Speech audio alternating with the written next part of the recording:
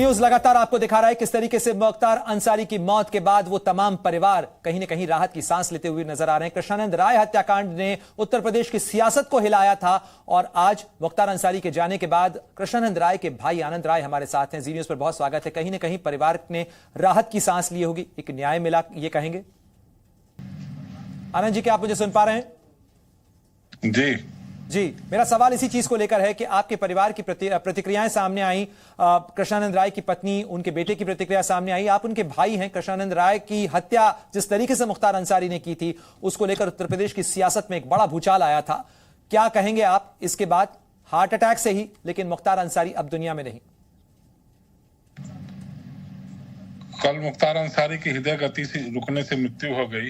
एक आतंक का अंत हुआ। ये एक दुर्दांत अपराधी था जिसके खिलाफ 50 से 60 मुकदमे थे, 20 से 25 मुकदमे जिसमें हत्याएं की थी, बाकी अपहरण और फिरौती के तमाम ऐसे मुकदमे थे। ये कोई संत नहीं थे, अपराधी थे। इनका हश्र होना था। महाराज जी की सरकार के पूर्व में इनकी गुंडाई चरम पे थी।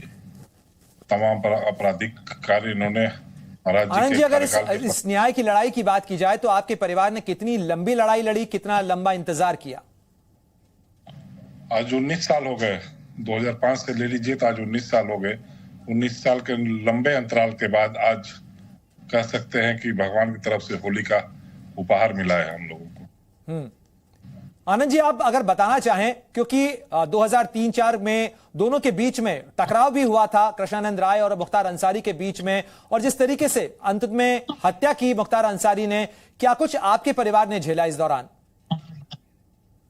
जब किसी परिवार का मुखिया चला जाता है तो वो परिवार ही समझ सकता है। आज इनके परिवार को भी एहसास हो रहा होगा अपने के जाने का गम। तो किस तरह से हमने 19-20 साल अपने परिवार को संभाल के सजो के लेके अब तक हम लोग चलते आ रहे हैं। आज जितना हर्षोल्लास गाजीपुर और मोहम्मदाबाद वासियों मना रहे हैं, आप वहां से आनंद जी, कृष्णानंद राय की हत्या के बाद में मुझे याद है अच्छी तरीके से कि वहां पर कई नेता भी पहुंचे थे वहां पर, और बाकायदा आपके परिवार ने न्याय के लिए धरना दिया था उस दौरान वहां पर। लेकिन क्या उस दौरान भी, उसके बाद भी आपके परिवार को धमकियां मिलती रही मुख्तार अंसारी के लोगों की तरफ से? जी, तमाम धमकियां मिली। हमारे परिवार से मेरे चाचा उसमें गवाह थे, दोनों चाचा। उनको तमाम धमकियां मिलती रही, मुझे धमकियां मिलती रही। हम लोगों ने लगातार सरकार के, उस समय की सरकार से अपने सुरक्षा बढ़ाने की मांग की, लेकिन कोई सुनवाई नहीं हुई। हम लोग संघर्ष करके। आनंद जी, क्या कहा जाता था आप लोगों को? धमकियां अगर मिलती थी तो किस तरीके की धमकियां मिलती थी? हमारे घर में एक बार पत्र फेंके गए थे। हमारे ऑफिस, हमारे दरवाजे पे एक पत्र फेंका गया था जिसमें ये लिखा गया था साफ साफ कि बहुत तेज चल रहे हो, मुकदमे की पैरवी करोगे तो जान से मरवा देंगे। इस तरह तमाम हम लोगों ने इसका एप्लीकेशन ऊपर तक, यहाँ तक कि उस समय गृह मंत्री तक भी हम लोगों ने इस पत्र को पहुंचाया था, पहुंचाने का काम किया था। तो लगातार हमेशा की गवाही करोगे तो झूठे मुकदमे में फंसा देंगे। इस तरह की तमाम घटनाएं कई बार हम लोगों ने एप्लीकेशन दिया अपनी सुरक्षा के लिए, परिवार की सुरक्षा को लेकर। तो जब तक ये जिंदा थे तब तक धमकियां इनकी तरफ से आती रहती थी, जब तक विधायक जी का मुकदमा। क्या कृष्णानंद जी के जाने के बाद भी आपके परिवार पर किसी तरीके का कोई वार, किसी तरीके का कोई हमला हुआ, या आप लोगों को अपनी सुरक्षा को लेकर गंभीर चिंता जैसी थी? जैसा आप कह भी रहे हैं कि इस मामले पर सुरक्षा की मांग भी की गई थी उस समय सरकार से, लेकिन सुनवाई नहीं हो पाई। हमला तो नहीं हुआ, लेकिन धमकियां लगातार मिलती रही। मतलब हमारे कई छोटे भाई जो बाहर पढ़ते थे उनको भी थ्रेट मिला वहां, और हम लोग को तो अक्सर आए दिन मिलता रहता था। इनके लोग कहीं ना कहीं हम लोगों को घेर लेते थे। तमाम मतलब शुद्ध रूप से क्रिमिनल थे और अपनी हरकत नहीं छोड़े। आनंद जी, अगर आप बता पाएं, कृष्णानंद राय की हत्या चूंकि राजनीतिक तौर पर भी काफी चर्चित हुई थी, लेकिन दोनों के बीच का विवाद क्या था? क्या थी मुख्य वजह इस हत्या की?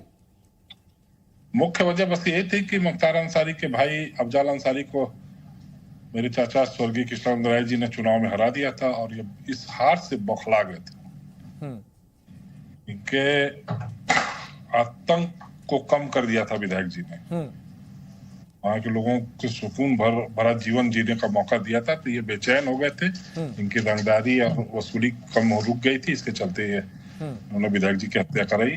उस समय के दौर में मुझे लगता है कि इन्होंने लगभग उस मोहम्मदाबाद क्षेत्र में 43 हत्याएं कराई, और किसी मतलब कई मुकदमे में नेम्ड हुए, लेकिन सब में बरी हो गए। इस तरह का रौब था पिछले सरकारों में, समाजवादी और बसपा की सरकार में इस तरह का रौब था। इनके सामने उस समय की सरकारें घुटने टेक रखी थी, उस समय के प्रशासन घुटने टेके हुए थे। आनंद जी, क्या आप ये मानते हैं कि मुख्तार अंसारी बड़ा इसलिए हो पाया क्योंकि कहीं ना कहीं एक राजनीतिक संरक्षण था? अगर राजनीतिक पैरवी या राजनीतिक संरक्षण नहीं होता तो मुख्तार अंसारी और उसका माफिया नेटवर्क भी इतना बड़ा नहीं हो पाता। ये सही बात है, मैंने वही बात कही ना, पिछले की सरकारों के साथ पे ही इन्होंने गुंडई की और उन्हीं लोगों का बयानबाजी भी इस समय आ रहा है कि मुख्तार अंसारी के साथ ऐसा हो गया वैसा हो गया। आपराधिक पसंद पार्टियां थी और अपराधियों को पसंद करती थी, इसीलिए साथ देती थी और उसी साथ ये गुंडई करता था। तो तमाम आनंद जी, कहा जाता है कि कृष्णानंद राय ने भी जो है एक तरीके से उनकी छवि भी वहां पर एक मजबूत कद्दावर नेता की थी, एक बाहुबली के तौर पर भी उनकी छवि थी कि जिस तरीके से उन्होंने मुख्तार अंसारी को सीधे खुले तौर पर चुनौती दी थी मोहम्मदाबाद और गाजीपुर के इलाके में, और शायद यही वजह थी दोनों के बीच में टकराव की भी, और उस आतंक को कम करने के लिए, खत्म करने के लिए जैसे कृष्णानंद राय खड़े हुए, उसका जवाब गोली से दिया कहीं ना कहीं मुख्तार ने। निश्चित रूप से आप कह सकते हैं कि मुख्तार के आतंक को कम करने का काम विधायक जी ने किया, जो इन लोगों को गवारा नहीं लगा, गवारा नहीं हुआ, और इसी के चलते विधायक जी की हत्या करा दी गई। उस समय के सरकार के सह में हत्या कराई गई। आनंद जी, आपको अच्छे से याद होगा जब कुछ महीनों पहले मुख्तार अंसारी को जिस तरीके से जेल में भेजा गया, उसके केसेस को ट्रांसफर करने के लिए अपील उसका परिवार जरूर लगाता रहा, लेकिन उसमें सख्त सजा भी हुई, और उसके बाद अगर बीते 18 महीनों की बात की जाए तो 8 केसेस के अंदर कन्विक्ट हो चुका था मुख्तार अंसारी, जेल में था।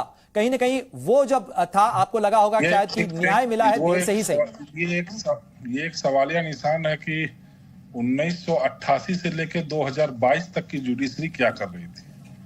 उस समय से लेकर 2022 तक मुख्तार अंसारी पर लगभग 60 मुकदमे हुए और लगभग सभी मुकदमे में वो बरी हो गया।